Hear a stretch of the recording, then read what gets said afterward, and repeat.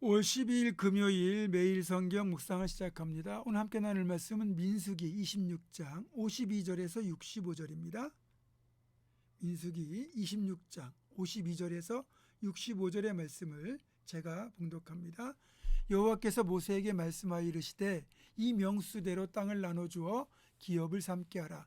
수가 많은 자에게는 기업을 많이 줄 것이요 수가 적은 자에게는 기업을 적게 줄 것이니 그들이 계수된 수대로 각기 기업을 주되 오직 그 땅을 제비 뽑아 나누어 그들의 조상 지파의 이름을 따라 얻게 할지니라. 그 다소를 막론하고 그들의 기업을 제비 뽑아 나눌지니라. 레위인으로 계수된 자들의 종족들은 이러하니 게르손에게서 난 게르손 종족과 고핫에게서 난 고핫 종족과 무라리에게서 난 무라리 종족이며, 레위 종족들은 이러하니 림니 종족과 헤브론 종족과 말리 종족과 무시 종족과 고라 종족이라. 고핫은 아므람을 낳았으며 아므람의 처의 이름은 요게벳이니 레이의 딸이요 애굽에서 레이에게서 난 자라. 그가 아므람에게서 아론과 모세와 그의 누이 미리암을 낳았고, 아론에게서는 나답과 아비후와 엘르아살과 이다말이 났더니 나답과 아비후는 다른 불을 여호와 앞에 들이다가 죽었더라. 1개월 이상으로 계수된 레인의 모든 남자는 2만 3천 명이었더라. 그들은 이스라엘 자손 중 계수에 들지 아니하였으니 이는 이스라엘 자손 중에서 그들에게 준 기업이 없음이었더라. 이는 모세와 제사장 엘르아살이 계수한 자라. 그들이 여리고 맞은편 요단가 모압 평지에서 이스라엘 자손을 계수한 중에는 모세와 제사장 아론이 시내 광야에서 계수한 이스라엘 자손은 한 사람도 들지 못하였으니 이는 여호와께서 그들에게 대하여 말씀하시기를 그들이 반드시 광야에서 죽으리라 하셨음이라. 이러므로 여분네의 아들 갈렙과 눈의 아들 여호수아 외에는 한 사람도 남지 아니하였더라. 아멘. 오늘 본문에는 하나님께서 지시하신 가나안 땅 분배 원칙이 기록되어 있습니다. 53절 54절입니다. 이 명수대로 땅을 나눠주어 기업을 삼게 하라. 수가 많은 자에게는 기업을 많이 줄 것이요 수가 적은 자에게는 기업을 적게 줄 것이니 그들이 계수된 수대로 각기 기업을 주되. 아멘. 저는 숫자에 따라 가나안 땅을 배분하라는 이 명령에는 단지 1인당 평수를 정해서 땅을 나누는 것 그 이상의 우리를 향하신 하나님의 깊으신 뜻이 들어있다, 이렇게 생각합니다. 진짜 하나님이 생각하시는 공평, 평등은 어떤 걸까요? 사람들은 각자 생각하는 평등, 공평의 개념이 존재합니다. 문제는 사람마다 그것이 똑같지 않다는 거죠.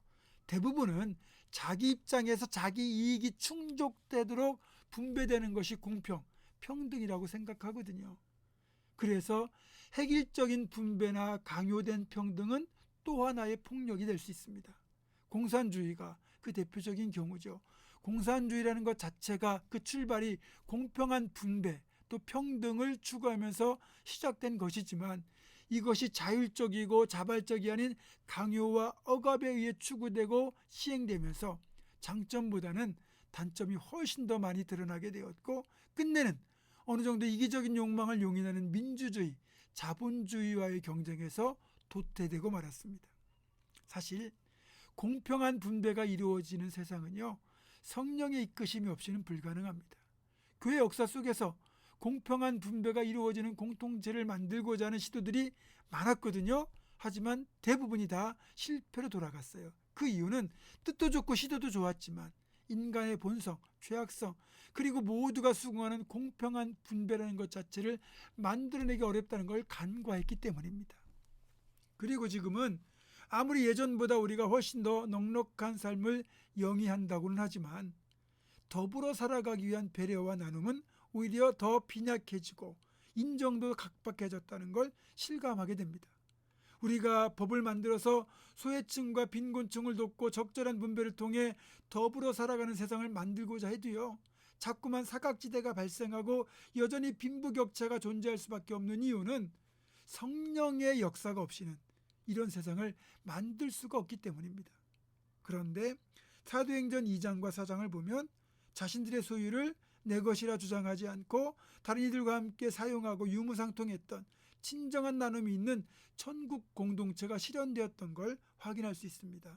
이 사람들이요, 우리들보다 더 특별히 성품이 좋고 사랑이 많고 긍휼이 많아서 그랬던 것이 아닙니다. 딱 한 가지, 성령으로 충만했기 때문입니다.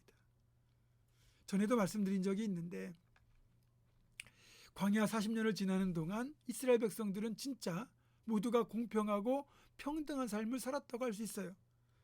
이스라엘 백성들의 주택은 모두가 다 천막입니다. 또 식량도 모두가 식구 숫자대로 알맞게 만나로 해결됐고요. 동일한 환경과 조건 속에 빈부격차 없이 신분의 차이 없이 살았습니다. 그러니까 이런 빈부격차라든지 신분의 차이 때문에 스트레스 받고 우울증에 걸리는 일은 없었다는 거죠. 물론 이런 삶이 꼭 바람직한 삶이라고 할 수는 없을 겁니다. 광야에서는 각자의 개성과 취향이라는 다양성을 누릴 수가 없었거든요.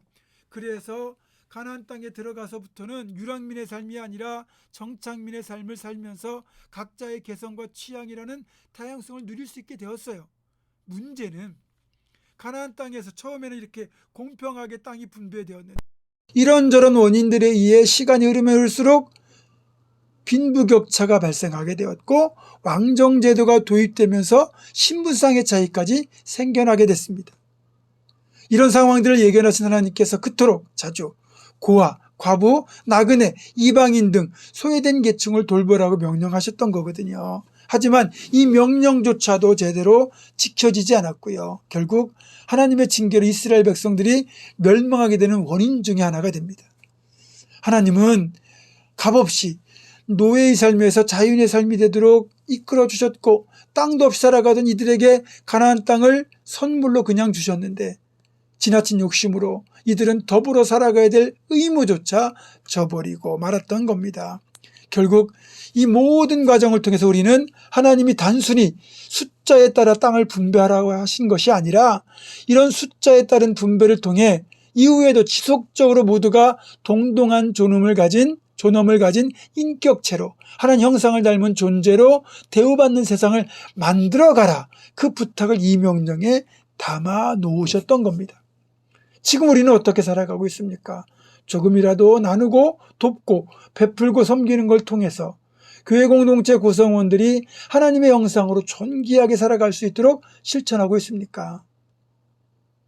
우리는 내가 가진 것이 다 내 것이 아니라 주님의 것이고 모든 것이 주께로부터 왔음을 기억하며 이전보다 더 나눔을 통하여 더불어 살아가는 공동체를 만들어갈 수 있어야 됩니다. 그런 우리가 되기를 주님의 이름으로 축원합니다. 기도하겠습니다.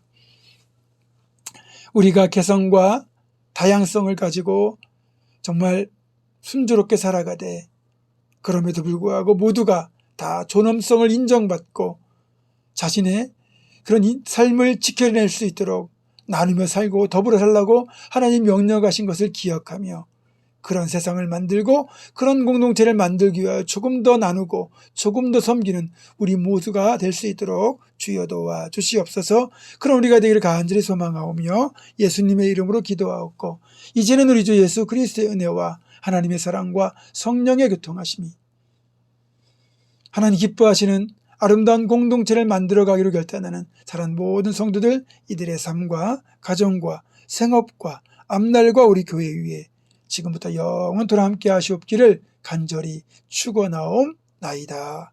아멘.